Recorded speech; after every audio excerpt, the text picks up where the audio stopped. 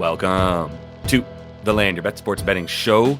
2 more play-in games here on Wednesday, getting ahead of those with a Tuesday night recording. I'm looking at the Western Conference 9-10 matchup in this one with the Kings and the Mavericks. Also have an episode up with the Eastern Conference 9-10, those Bulls and Heat. So definitely want to make sure to subscribe to that channel and continue to follow along all postseason with us.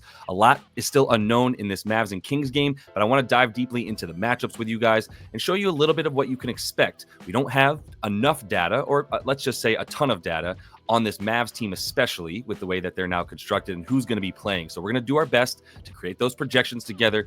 If that all sounds good, give this video a like. Let's get right into it. As we get into the matchups here for this game, just want to let you know, if you want to jump into the VIP and not miss any of the plays that I'm putting down this postseason, use code YOFS25. That'll get you 50% off your first 3 months there in the VIP, kind of get you through the playoffs and into the W once we get into the ladies action as well. So hope to see you guys in there, but let's get into these matchups that we've got here. I'm starting with the Mavs on offense. We're looking at Dinwiddie probably starting. That's the first sort of asterisk I have to give you, which is we haven't seen him yet with everybody available because he missed that last game that they needed when they actually got waxed by the Lakers. But we saw Najee start in that game instead of Dinwiddie because he was out. So now that he's healthy, I think he's going to start. The props that are up for him are high enough that it seems like he's starting. Najee Marshall not going to be starting, but Najee will kind of be the backup point guard most likely in this game. Then we're going to have Clay in there, PJ Washington at the 3 now, AD at the 4, which is what he wanted, and then Derek Lively looks like he's going to continue to be the starter in this game. So now the matchups here, which are probably going to be problematic for this Kings team. Keon Ellis on Dinwiddie, easy enough. Levine on Thompson, DeRozan on Washington. Now Sabonis is probably likely to have to guard AD, leaving Keegan Murray on Derek Lively. Either way, this is sort of the angle that I'm playing in some way this game, which is that the Kings team is undersized now, which most teams are, with you have PJ Davis and Lively or Gafford as your 3 front court guys. You're talking about some really big guys all in the front court.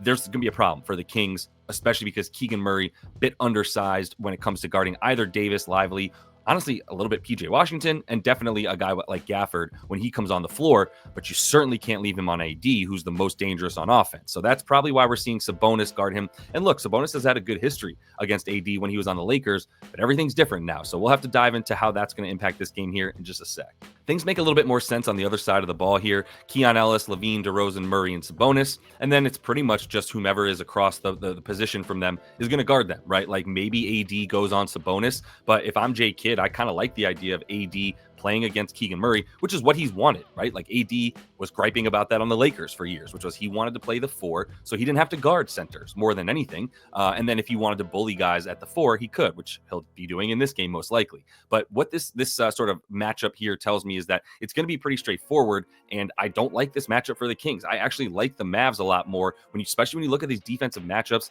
PJ Washington, very plus defender, AD and Derek Lively, and then especially Gafford when he comes on the floor as well. So looks like this Mavs team is going to be in a good position here to limit what the Kings want to do on offense.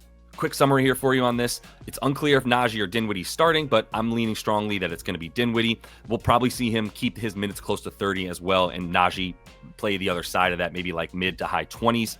AD is in line for a great matchup. No matter what here, if we can get him to like a projection of about 34 minutes in a do or die game for this team, if they're really interested in keeping their season going, you got to expect that AD is looking at least 34 minutes in this game without a very good defender to match up with him. So Sabonis likely guards AD instead of somebody else like say Lively or Gafford. I think when he's on the floor with AD on the floor, he's likely the matchup. But the other thing here that we're going to see with Sabonis in the centers is Joe Val or Trey Lyles are getting more minutes, right? Like if AD and everybody, the bigs, start to kill for Dallas, then they're going to have no choice. Doug Christie and the Kings are going to have no choice but to bring in a big like Joe Val or at least Trey Lyles, who's a bigger body to play the 4 than Keegan Murray is. And then on the other side for the centers, Gafford and Lively, it doesn't really matter. I'm probably going to stay away from both of their bets. We're going to need to see if one sort of gets preferred over the other. If this team is able to keep winning games and make it into the postseason, then I would need to like see Jay Kidd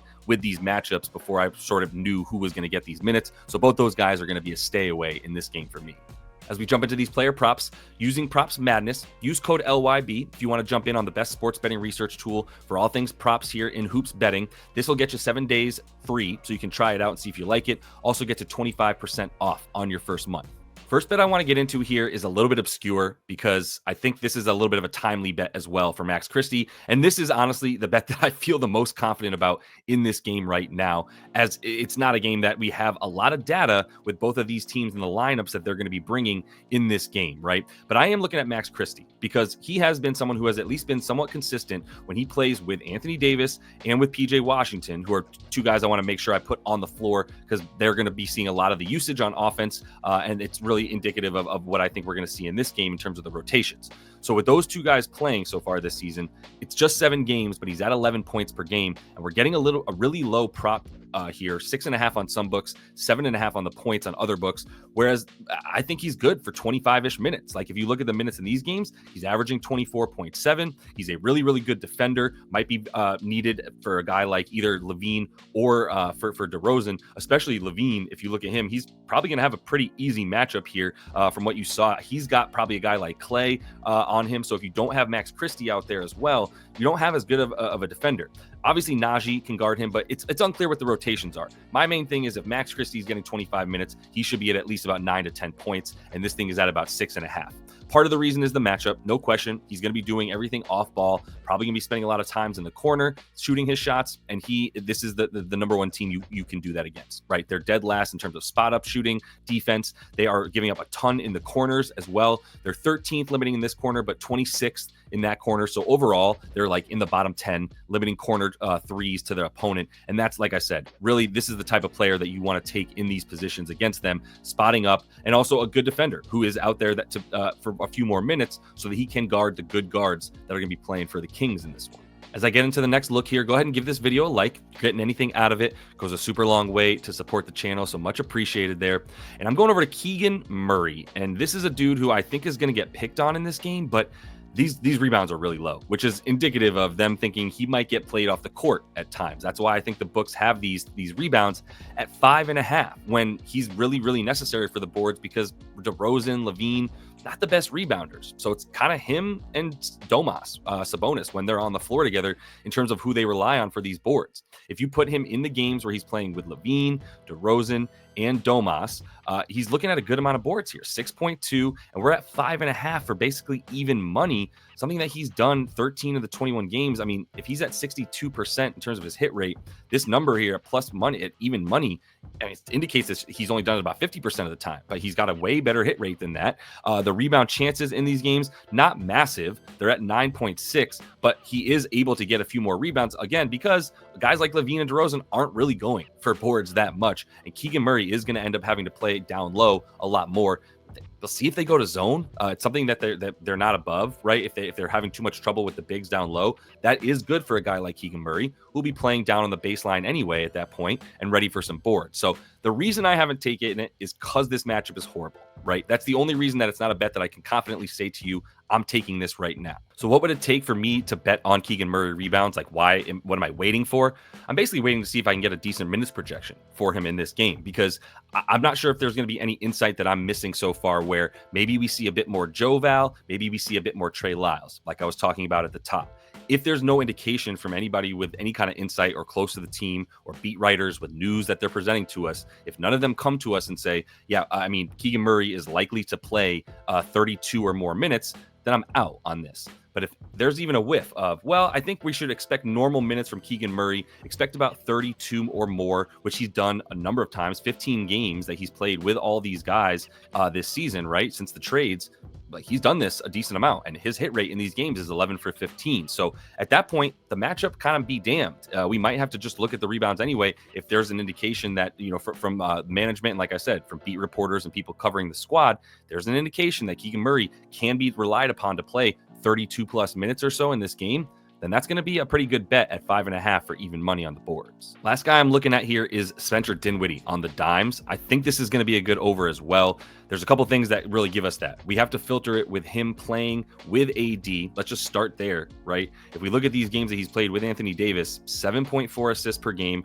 over in 5 of 8. And as long as he's getting minutes, then he's good to go, right? In the games that he went under, 25 minutes right here, just 24 against the Rockets and 29 against the Lakers. But in these other games where he's playing 33, 33, 31, 36, and 29 against the Nets, who are horrible in his former team.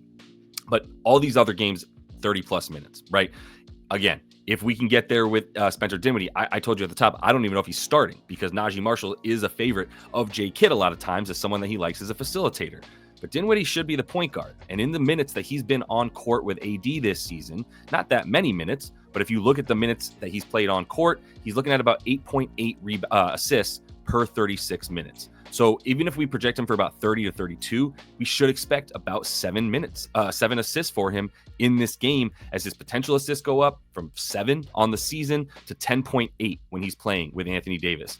Makes total sense. Anthony Davis is an easy lob threat at the rim and a guy that if you just toss it down to him and let him go, you're still going to pick up some cheap assists that way. So looking for Dinwiddie on the dimes against a team that gives up a good amount of assists here in the Kings and a team that, as we know, gives up a ton off the spot up, right? So this is a pretty good spot here for Dinwiddie. If we can expect normal starter minutes for him, then he's going to be an over on the 5.5 assists tomorrow. All right, don't forget, if you do want to jump into the VIP, don't miss any of the bets that I'm putting down. Use code YOFFS25, get yourself 50% off for the first 3 months, and jump in there with myself and the chat and everybody else that is bringing the good looks there. Big shout out to Buddy Irons on the baseball and Swish Info, who has his own channel now in there as well. Really, really solid stuff coming our way in that VIP chat. So really grateful to everybody. Until I see y'all next, happy betting.